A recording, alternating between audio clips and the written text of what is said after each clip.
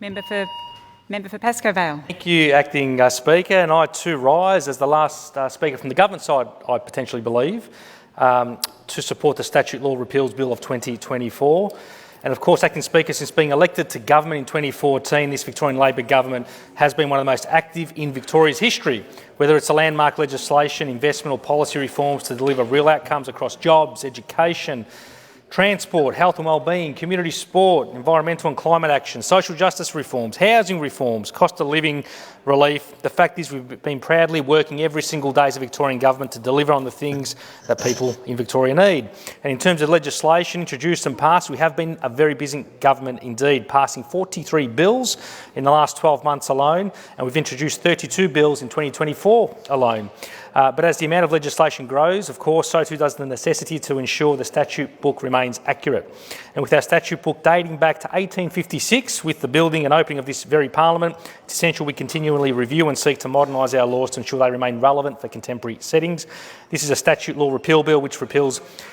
bills as part of Parliament's regular housekeeping to ensure that legislation across the statute books, as I said, are accurate and clear and accessible to the public. And there's a number of minor technical amendments that are made through this statute bill, including amendments to the Australian Consumer Law and Fair Trading Act, the Docklands Act, the Filming Approval Act, Greenhouse Gas Geological Sequestration Act, Marine Drug, Alcohol and Pollution Act, Road Safety Act, and of course the Yarra River Protection Act of 2017. And it's the reforms to the Yarra River Protection Act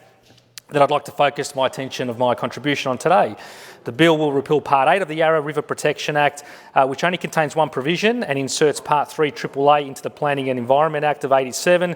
dealing with Yarra River land protection, and with the single provision now in place or having commenced, it's now spent and no longer necessary. But of course, as I indicated in my inaugural speech, Acting Speaker, I'm absolutely committed to doing everything I can to help protect and preserve our environment, to secure sustainability outcomes and open space, particularly through our waterways and creeks in the inner city for many years to come.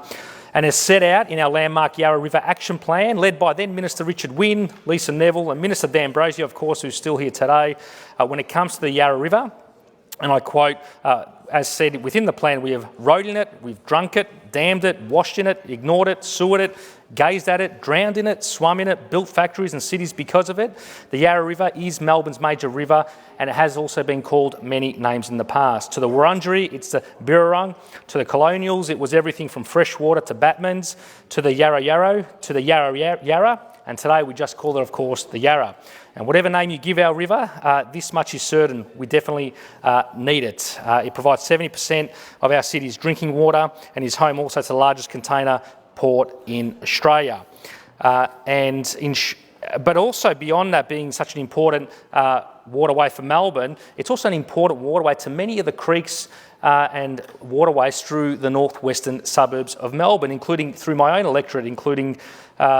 the Moonee Ponds Creek, the Merri Creek, the Edgars Creek, the West Breen Creek and the Merlinston Creek. The Moonee Ponds Creek goes into the Yarra at Rombarassi Senior Park, just below CityLink and below the Bolte Bridge, with the West Breen Creek being a tributary of the Moonee Ponds Creek. The Merri Creek goes into the Yarra just above Dyke Falls, with both the Edgars and Merlinston Creeks also being tributaries to the Merri Creek. And that's why protecting the Yarra is so important, because if we protect the Yarra, we also enhance our local creeks and waterways, as I said, through our local communities. And the traditional owners of the land for at least 60,000 years, the Wurundjeri people proudly provided the custodianship originally through what we now recognise to be Merri-bek, including Moonee Ponds Creek and Merri Creek, and my electorate, which is really made up of the suburbs in between those two creeks. And to provide a bit of history and context on these creeks, I'd like to just cite throughout my contribution some of the research from the former member for Pascoe Vale, Calvin Thompson, who spoke on the history of the Moonee Ponds Creek in particular at the Moonee Valley Library on the 19th of September as part of a historical talk. And of course, the Moonee Ponds Creek meanders its way through West Meadows, Tullamarine, Broadmeadows, Galway, Glenroy, Strathmore Heights, Strathmore Park, Pascoe Vale, Essendon and Brunswick West, Moonee Ponds, Ascot Vale, Flemington, Parkville, North Melbourne, before joining the Yarra River, as I said, down in Docklands. The Port Phillip area was first settled by Europeans in 1835, and the first land sales of the area of Strathmore, Moonee Ponds Creek were made from 1843 and 1845 onwards. And the origins of the creek have evolved, of course, over many years as development has taken place throughout the entire corridor in terms of housing, industrial and commercial space, and that's had a big impact ecologically and sustainability-wise on the creek over many years. And then it was in 1963 and 1966 that the Moonee Ponds Creek flooded homes in Parker Street and Avoca Crescent in Pascoe Vale, and the Melbourne Metropolitan Board of Works, it's the predecessor to Melbourne Water, decided to address the increasing frequency and severity of flooding caused by urban development and loss of floodplain capacity by reconstructing the Moonee Ponds Creek as an urban drain instead to evacuate stormwater as quickly as possible, resulting in the concrete drain that we now have. In 1969 and 70, the Victorian Government then, of course, built the Tullamarine Freeway, now CityLink, from Flemington to the new Tullamarine Airport. And it largely did follow the valley of the Moonee Ponds Creek, this being the line of least resistance compared with buying up and demolishing many homes. And as you drive in, for those who may not be familiar with the area, into CityLink towards the airport off Flemington Road, where that famous icon of Jeff is still lingering above, you'll see the creek to your left as you drive up, and it is really that concrete drain still of the 1970s down in that portion. And I pay tribute to Kelvin Thompson, of course, his late father, Alan Thompson, who was a true local pioneer of environmental activism throughout his many years, Kelvin's brother, Lex Thompson, and many others from across the community who during that time advocated so strongly to protect and preserve the Moonee Ponds Creek, and they still do to this very day, having prevented it from being entirely concreted all the way up further north after quite a lot of advocacy at the time.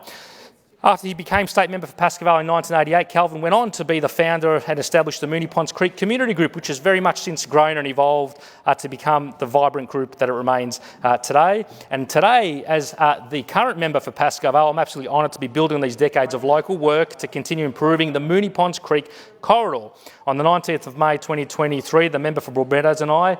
planted the first of 43,000 plants as part of the sensational Reimagining Your Moonee Ponds Creek project. It's a $10.2 million project, which includes a $5 million contribution from the Victorian Labor Government that will transform around a 500-metre section of the concrete-lined creek between Strathmore and Oak Park and Pascoe Vale into a more natural and enjoyable public space. The project is due for completion later this year and will remove many of those concrete walls along both sides of the creek, which were originally poured way back in 1977 to be replaced with more natural and appealing rockwork. It'll cover the concrete base of the channel with rockwork to create a meandering creek with low flows and give it a more natural look and feel. The creation of new shared paths and a new bridge,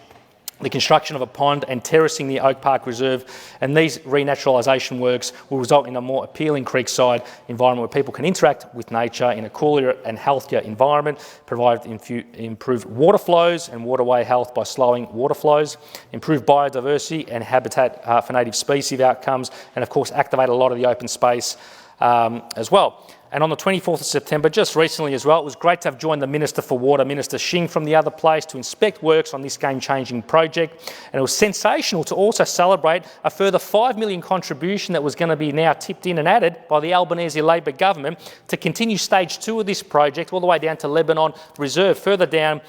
into Strathmore, and also, of course, to benefit many residents of my electorate. But it's also from a planning perspective that I'm really pleased to report on further protections we've been introducing since 2022 when it comes to the Moonee Ponds Creek. Through the waterways of the West Moonee Ponds Creek corridor, environs and landscape overlays that the Minister for Planning and Environment have been part of. As of the 16th December 22, a permit is now required for works along certain sections of the entire creek corridor, and that includes having to ascertain a permit basically for constructing or building any form of construction work within a 30-metre setback from the waterway, any building that is of a height of 6 metres above ground level. And if there's changing to the ground level in the soil of around 600 mils, that'll trigger the need for a permit as well. And also if a proposed fence is higher than 1.8 metres, that would also trigger the need. I'd like to also commend our friends at the Moonee Ponds, at the Merry Creek and Edgars Creek, friends of groups. They're doing fantastic work. We've announced over $605,000 of investment towards upgrading both the Merry Creek and Edgars Creek earlier this year through the Green Links program that Harrier Shing launched at Coburg Lake with my good friends, the member for Preston and the member for Northcote. We recently did have a great meeting last sitting week with quite a few of the creek representatives from our community, including Bernadette Thomas from the Friends of Merry Creek Management Committee with the Minister for Water and Minister for Environment, amongst others, to talk about how we can continue working on improving the health, well-being, biodiversity, social, community and recreational outcomes for these very important lungs and arteries of our community. And it's on that note I commend the bill to the House.